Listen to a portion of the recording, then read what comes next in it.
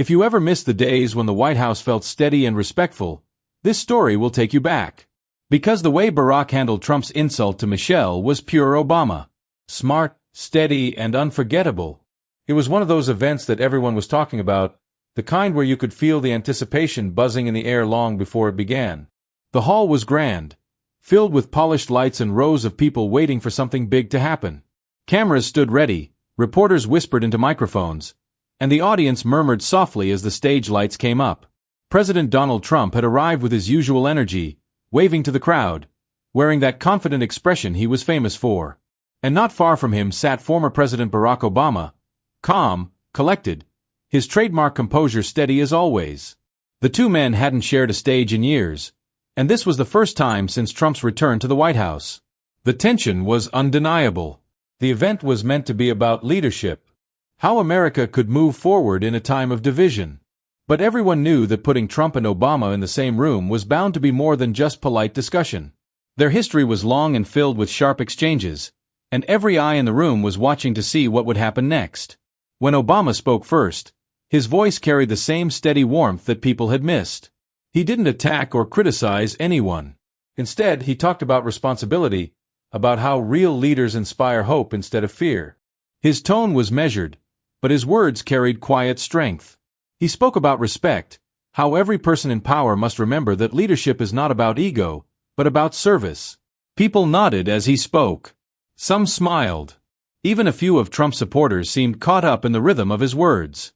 Obama had that ability to command attention without raising his voice to make people listen because of how he said things, not just what he said.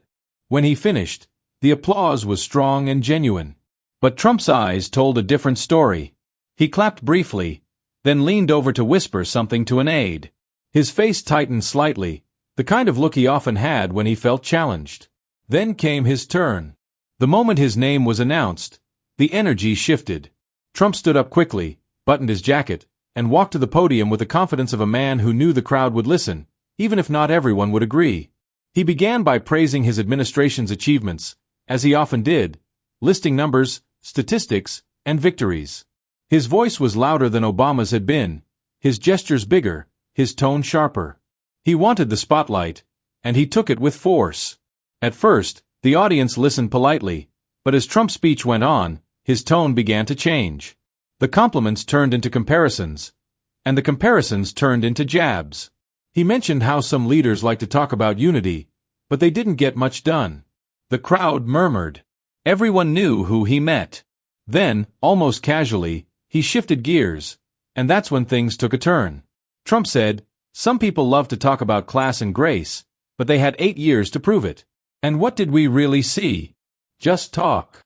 Even the First Lady, then she spent more time writing books than fixing problems. The audience went silent. The mention of Michelle Obama's name, even indirectly, drew a sharp breath from many. It wasn't unusual for Trump to throw a jab, but this one felt personal. He smiled slightly after saying it, as if daring someone to react. All eyes turned to Obama, but he didn't move. He didn't frown. He didn't even shift in his chair. He sat perfectly still, listening, watching, waiting. The stillness itself seemed to speak louder than any interruption could. Trump continued, sensing the silence. He added, "Some people were born into charm and speeches. Others were born to lead and make results happen." His words were wrapped in sarcasm, and though he didn't say the name again, it was clear who he was talking about. A few people in the audience chuckled nervously, unsure if it was safe to react. Others whispered under their breath. The tension thickened like a storm building slowly in the distance. Obama's face remained calm. His expression didn't reveal even a flicker of irritation, but anyone who had watched him closely before knew that kind of silence meant something was brewing. Not anger, but thought.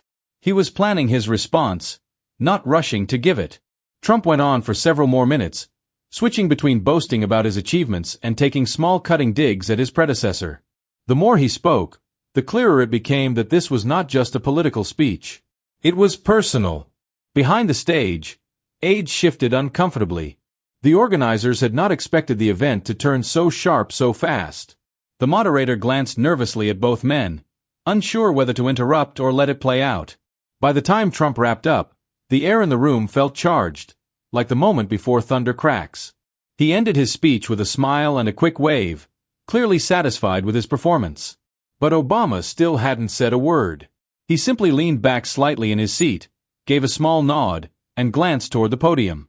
It wasn't a look of anger. It was something deeper, something that said, "I heard you, and when I speak, you'll listen." The camera zoomed in, capturing his calm face beside Trump's confident grin. It was a picture of contrast. One man loud and fiery, the other silent and steady. Everyone in that room knew one thing for certain. Obama wasn't done. He was waiting patiently, deliberately for the right moment. And when that moment came, it would change the entire tone of the night. The tension had only just begun. Trump had finished his speech with a triumphant smile, nodding to the crowd as if he had just delivered the knockout blow of the night. But in that room full of flashing cameras and uneasy faces, no one could quite celebrate. Something about the way he had mentioned Michelle Obama's name, or rather the way he didn't mention it, but made sure everyone knew who he meant, left the air heavy. It wasn't just the words he used. It was the tone, the smirk, the half-laugh that followed. For those who had followed politics long enough, it was familiar. It was Trump's signature move to disguise an insult as a truth, to mix humor with humiliation, to pretend a jab was just a joke. And while some of his supporters laughed softly, others shifted in their seats, unsure how far this would go. Trump stood at the podium for a moment longer, scanning the room. His eyes found Obama sitting calmly near the front. There was something about Obama's stillness that seemed to annoy him, as if silence itself was a challenge. Trump leaned forward, gripping the microphone, and his voice took on that sharp tone again. "You know," he said, "some people like to act like they're saints. They talk about going high, but maybe they say that because they've never really been low enough to understand the rest of us." The crowd gasped again. Everyone knew the phrase, "When they go low, we go high." It was Michelle Obama's famous line, one she had repeated during some of the nation's most divided times. It had become a message of hope for millions. And now Trump had twisted it into a taunt. The insult didn't sound loud, but it hit hard. It wasn't just against Michelle Obama. It was against everything she stood for. The message was clear that her kindness was weakness, her dignity a disguise.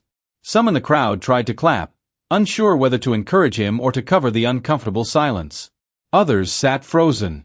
A few reporters exchanged glances, scribbling notes with hands that trembled slightly. They knew what this meant. Obama didn't move. His hands were folded, his posture relaxed, but there was something in his eyes, a quiet intensity, like someone listening not just to words, but to motives. He had been through years of public attacks before. He had heard worse. But what made this different was that Trump had chosen to drag Michelle into it. Not as a political opponent, but as a woman, a mother, a symbol of grace who had stayed above the noise, even when it was aimed directly at her. Trump wasn't finished. He looked around the room again, scanning faces, feeding off the attention. "You know," he added with a chuckle, "I never understood why people made such a big deal about her speeches. Nice words, sure, but actions not much to see." That sentence landed like a stone thrown into still water. The ripples spread immediately. The audience began whispering. Some frowned. Others avoided eye contact, pretending to check their phones. Everyone knew Trump's words were unfair, even cruel, but no one dared speak. Obama stayed perfectly still. His calmness now felt electric, almost unnerving. It wasn't the calm of someone who didn't care. It was the calm of someone who cared deeply, but refused to let anger control the moment. Inside, though, he was thinking not about how to get even, but about how to respond in a way that would rise above the chaos, yet still strike at the truth. Because for Obama, moments like this weren't about revenge. They were about character. The cameras kept rolling. Trump, sensing he had stirred the room, smiled wider. He talked about strong leadership and telling it like it is. He said that the country needed more action and fewer inspirational words. But by now, most people weren't really listening. They were watching Obama waiting. Obama finally looked up and met Trump's gaze. It was a simple glance, but it spoke volumes. It wasn't defiant, and it wasn't submissive. It was steady. The look of someone who had already decided how this would end even before it began. That glance made Trump hesitate. For the first time in the evening, his rhythm broke. He paused mid-sentence, glanced down at his notes, and cleared his throat. A faint awkward chuckle slipped through his words as he tried to recover. The moment didn't last long, but everyone saw it. That tiny crack in his confidence. Trump finished his remarks quickly after that. The applause was polite but uncertain. As he walked back to his seat, he looked toward Obama again, as if trying to read him. Obama only nodded slightly, as though acknowledging the words, but refusing to let them linger. Michelle Obama's name still hung in the air like a spark that hadn't gone out. It wasn't forgotten. It was waiting. The crowd knew something was coming. Obama had been silent for too long, and his silence was louder than any shout. A reporter sitting near the front whispered to another, "He's going to respond. Just watch." And they were right. Obama had always believed that timing mattered more than volume. He wouldn't interrupt. He wouldn't react in the heat of the moment. He would wait until the perfect silence fell and then he would speak. But before that moment came, there was something powerful about the way he just sat there. It reminded everyone in that room and everyone who had ever underestimated him that patience can be the sharpest weapon of all. As the applause faded and Trump leaned back in his chair, the cameras caught one last image before cutting away. Obama's calm, thoughtful face and Trump's forced grin beside him. Two men, two completely different kinds of power. One shouted to be heard, the other waited to be remembered. And though no one could predict it yet, the words Obama was about to say would echo far louder than any insult spoken that night. The room was still humming from Trump's words, though the applause had died out quickly, like a spark smothered before it could grow into a flame. People shifted in their seats, unsure whether to clap longer or pretend the last few minutes hadn't just happened. The tension was almost physical, the kind that wraps around you and makes even breathing feel too loud. Trump had returned to his seat, satisfied with himself, whispering something to an aide beside him. He seemed relaxed, almost smug, like a performer who believed the show was already over. But it wasn't. Far from it, because Barack Obama was still there, silent, steady, and unreadable. For a long moment, nothing happened. The moderator glanced nervously between the two men, sensing the unease ripple through the audience. Then, as if the silence itself had invited him, Obama stood. The murmurs stopped immediately. All eyes turned to him. He didn't rush. He didn't clear his throat or raise a hand for attention. He simply walked to the podium, calm and deliberate, as though he had already decided that every word he was about to say mattered. When he began speaking, his voice was low and even. "You know," he said, "it's easy to talk about leadership when the spotlight's on you. It's harder when no one's watching, when your choices define who you are, not your applause." The audience leaned in. His tone wasn't angry, but it carried a quiet weight that made people listen without blinking. He spoke about integrity, about the responsibility that comes with power. He talked about how true leaders are judged not by their words, but by how they treat those who can't give them anything in return. And then, without warning, he turned his eyes directly toward Trump. His expression didn't change, but his voice took on a sharper edge. Not louder, just clearer. "You've spent time talking about my wife," he said softly. "But here's something I'd like you to think about." The room froze. Obama paused for just a second, long enough for everyone to hold their breath. Then he said it slowly, clearly, every word landing like a drop of water in a still pond. "Tell Barron who his real mother is." The silence that followed didn't feel real. It was the kind of silence that empties the air, the kind that makes people forget to move. Trump's smile vanished, his head jerked slightly, his face tightening as though he hadn't heard correctly. A ripple ran through the crowd, a mix of confusion, disbelief, and shock. Obama didn't repeat himself. He didn't need to. The weight of the question hung there, heavy and deliberate. It took only a moment for people to understand what he meant. It wasn't a random question.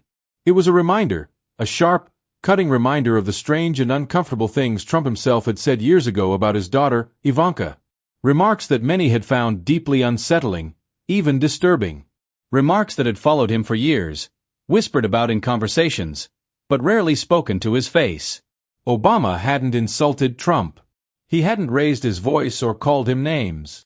He had simply turned the mirror around and forced him to see himself. Trump opened his mouth to respond, but no words came out. He looked around as if searching for support, but even his aide seemed frozen.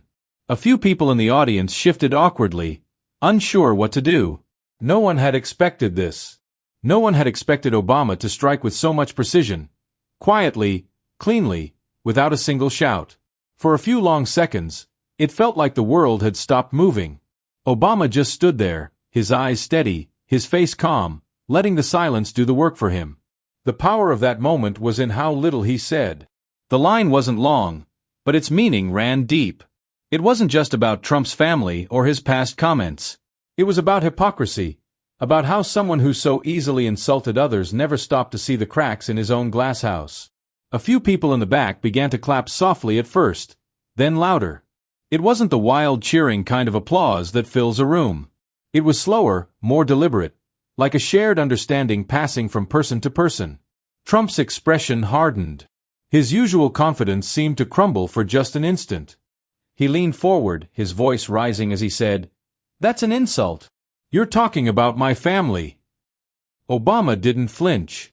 He simply replied, "I'm talking about truth, and truth doesn't insult. It reveals." The crowd reacted again, some with gas, others with nods. It was like a spark had reignited, but this time it wasn't fueled by anger. It was respect for the way Obama had turned a personal attack into a powerful lesson. Trump tried to recover, forcing a laugh. "You see how disrespectful he is," he said, waving toward the audience. "Typical Obama. Always thinks he's clever, but no one laughed with him." The attempt at humor fell flat, echoing awkwardly in the silence that followed. Obama gave a small, almost invisible nod as though acknowledging that the exchange was done. He stepped back from the podium, his expression calm, his voice once again steady. "There's a difference," he said quietly, "between confidence and arrogance. One earns respect, the other demands it and loses it in the process." And with that, he walked back to his seat. No one moved for several seconds, then slowly the applause began again, stronger this time, almost reluctant at first, then growing as more people joined in. It wasn't the noise of victory. It was the sound of realization. Trump sat still, his eyes fixed on the stage, his jaw tight. For once, he didn't have a comeback ready. Obama's words had landed exactly where they needed to. Not shouted into the air, but planted like a seed that would linger long after the lights dimmed. In that single exchange, he hadn't just answered Trump's insult. He had rewritten the tone of the entire night, and everyone in that room knew it. The moment Obama's words settled, the air seemed to change. You could almost feel it, like the room had lost all its oxygen for a second. The echo of his final sentence still hung in the air, calm, sharp, and impossible to ignore. Trump was sitting stiffly, his jaw locked, his face redder than usual. His hand tapped on the table, not in rhythm, but with irritation, like he was searching for control, and couldn't find it. The audience didn't know where to look. Some were still frozen in disbelief. Others whispered to one another, trying to make sense of what had just happened. The contrast between the two men was impossible to miss. Obama's calm confidence still lingered like a quiet shadow, while Trump's unease grew with every passing second. Trump leaned forward, gripping his microphone again. His smile had returned, but it didn't reach his eyes. "You know," he began, "I think we've all had enough lectures for one night." He forced out a laugh, hoping to win the crowd back. That was a nice speech from the former president. Very poetic, very dramatic, but maybe a little too personal, don't you think? His tone was casual, but the edge was sharp. The crowd didn't respond. A few of his supporters tried to clap, but it sounded weak, out of place. Trump pressed on, his words tumbling faster now. "I mean, we all respect families here, right? I would never bring someone's family into politics. Never. That was too much for some people." A murmur ran through the room, the kind that carries disbelief more than noise. Everyone remembered what had happened just minutes ago. The insults aimed at Michelle Obama. The smirk, the sarcasm, his denial only made the contrast clearer. Obama didn't interrupt. He didn't roll his eyes. He just watched, quiet, composed, like a man who had already said everything that needed to be said. And maybe that was what made it worse for Trump. The stillness. The way Obama's calmness made his own words sound desperate. Trump cleared his throat again, trying to push through. "Anyway," he said, "I think we've made our points tonight. Some people here love speeches. I prefer results. That's why the people chose me again, because we get things done." There was polite clapping this time, but it felt forced, like applause meant to fill silence rather than express support. Obama then turned slightly toward him, his voice low, but clear enough for the microphones to pick up. "You said you never bring families into it," he said softly. "You already did," the crowd gasped again. Trump opened his mouth to reply, but Obama continued before he could speak. "The more you talk," he said evenly, "the more you reveal the truth." That sentence hit Trump harder than any direct insult could. It wasn't loud. It wasn't dramatic. It was simply true. And truth, when spoken calmly, has a way of stripping away everything else. Trump's expression flickered. For a moment, he looked almost lost, the practiced confidence slipping away before he quickly put the smile back on. He gave a short, nervous laugh. "Well," he said, "I guess that's one way to look at it." The moderator, clearly uncomfortable, tried to move the discussion along. "Gentlemen, perhaps we can," but Trump wasn't done. "No," he said quickly, holding up a hand. "Let me finish." His voice rose a little too much. "I think we've all seen how the media loves to twist words. They'll take one sentence, one joke, and turn it into something ugly. But that's what they do. That's what they've always done to me." The audience watched silently. He was rambling now, trying to steer the story to shift the spotlight back into his control. But the problem was Obama had already set the tone, and Trump, for all his bluster, couldn't take it back. Backstage, aides were already whispering into headsets. Someone had asked whether the broadcast could be edited before it aired. "We'll cut that part," one staffer said nervously. "The president doesn't want that line getting out." Another nodded. "We'll handle it," but it was too late. Too many cameras. Too many witnesses. The words were already alive. You can't erase something that powerful once it's spoken in front of a crowd. Meanwhile, Obama had leaned back, his demeanor completely unchanged. To anyone watching, he looked like a man who had come for a calm conversation, not a fight. And somehow that made his presence even stronger. Trump, on the other hand, looked restless. His smile faded again. He whispered to one of his aides sitting nearby, his voice low but tense. The aide nodded quickly, clearly uncomfortable. The moderator tried again to wrap things up. "Thank you, gentlemen," she said, her voice steady but nervous. "Let's move to closing remarks." Obama stood first. He walked to the podium one last time and the room quieted immediately. He didn't mention Trump. He didn't mention the exchange. Instead, he spoke directly to the audience. "We can disagree on policy," he said. "We can argue about ideas, but when we lose respect, when we lose empathy, we lose the very thing that makes us strong." The applause came naturally this time. It started softly, then grew until it filled the room. There was no anger in it, no tension, just appreciation. Trump stayed seated. He clapped slowly, his expression blank, his eyes distant. For once, he didn't have a comeback ready.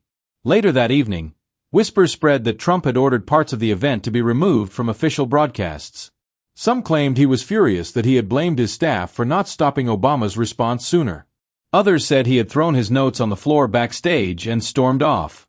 But Obama, he left the venue quietly, greeting people as he passed. He smiled, shook hands, and thanked the organizers. To him, the matter was over. He had said what needed to be said and nothing more. By the time he stepped outside, the air felt lighter, the kind of stillness that follows after a storm has passed. He looked up briefly, almost as if taking in the calm night sky, and then he simply walked away. In that moment, the difference between the two men was clearer than ever. One fought for control, the other never needed it. The night after the confrontation, the world seemed quieter, but only on the surface. Beneath that calm, people were still replaying every word, every glance, every second of the exchange between Donald Trump and Barack Obama. The event had ended hours earlier. Yet, the moment still lived in people's minds like an echo that refused to fade. Those who had been in the audience spoke about it in hushed tones, like they'd witnessed something rare. Not just a clash of two powerful men, but a glimpse into what leadership really looks like when it's tested. Even those who hadn't agreed with Obama before were admitting almost reluctantly that what he had done that night took a different kind of strength, the kind that doesn't shout, but still commands a room. Some said Trump's words were typical of him, fiery, unfiltered, made to provoke. Others felt that Obama's response had crossed a line, but no one could deny one thing. The entire room had seen the power of restraint outshine the force of anger. That next morning, news programs spoke cautiously about the heated exchange, but most people didn't need analysis to understand what they had seen. They could feel it. Something about the contrast between Trump's defiance and Obama's calm had struck a nerve. It wasn't just about politics anymore. It was about character. Obama's final message from that night about respect and empathy, was replayed endlessly. People were sharing clips of his quiet composure, his clear eyes, his unshaken tone. In a world used to shouting matches, his silence had been louder than anyone's voice. And that was the real story. The confrontation wasn't a victory for either man in the usual sense. There was no applause meter, no scoreboard, but the difference in their approaches revealed something deeper about the state of leadership itself. Trump's instinct had always been to dominate, to win the argument by talking over his opponent, by turning everything into a show. Obama's instinct, however, had always been to wait, to watch, to listen, and to strike only when it mattered most. In that moment on stage, people had seen two versions of power standing side by side. One believed that power was about control. The other believed it was about principle. As the hours passed, the impact spread. Students at universities discussed it in classrooms. Professors using it as an example of communication under pressure. Analysts talked about the art of the pause, referring to Obama's ability to let silence carry his message. Even longtime political commentators admitted that they hadn't seen such a composed takedown in years. Trump, meanwhile, stayed mostly out of sight that day. Reports from inside the White House described a tense atmosphere. Some said he had demanded to know who had allowed the full footage to air. Others claimed he had called the exchange a setup. His aides avoided eye contact, knowing that any comment might spark another wave of anger. But the truth was simple. No one had forced Trump to say what he did. And no one had forced Obama to respond the way he did. It was all there. Two men, two choices, and one unforgettable moment. As for Michelle Obama, she didn't respond publicly either. She didn't need to. Those who admired her knew that her silence spoke volumes just as it always had. In a way, her quiet strength had been defended without her having to lift a finger. Barack Obama had done it for her, not through anger, but through dignity. In the days that followed, people began to reflect. Many realized how rare it is to see leaders handle personal attacks without losing their cool. It reminded them of something Obama had once said years ago. Being strong doesn't mean you have to be loud. That sentence, forgotten by some, now felt more relevant than ever. The story became more than a political moment. It became a mirror. It made people think about how they react when someone insults them, whether in their personal lives or in their communities. Do they lash out or do they wait, think, and choose their words carefully? There was something universal about it. The way Obama had waited for the right time to speak. The way he had used truth instead of insult. It reminded people of how maturity looks in action. He had shown that leadership isn't about who shouts the loudest, but about who can stand tall when provoked. Even some of Trump's critics, while angry at his words, recognized that this wasn't just about him. It was about how power tests people, how it brings out who they truly are.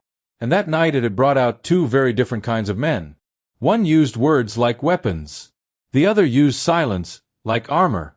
By the end of the week, the story had taken on a life of its own. People were quoting Obama's line, "The more you speak, the more I reveal the truth in classrooms, offices, and even dinner tables." It became a quiet mantra for those tired of shouting matches and endless arguments. In a way, the whole confrontation had become a lesson without ever being called one. It reminded people that in a divided world, composure is not weakness, it's strength. That sometimes the calm's voice in the room is the one that lasts the longest. For Obama, it wasn't about winning. It never had been. His goal was to remind the audience and perhaps even Trump himself that leadership isn't measured by dominance, but by dignity. And as the lights of that event faded into memory, one truth remained clear. Insults may echo for a while, but respect leaves a mark that never fades. It wasn't the loudest man who owned the night. It was the quietest one. And long after the camera stopped rolling, people still remembered how that silence felt. Powerful, steady, and unforgettable.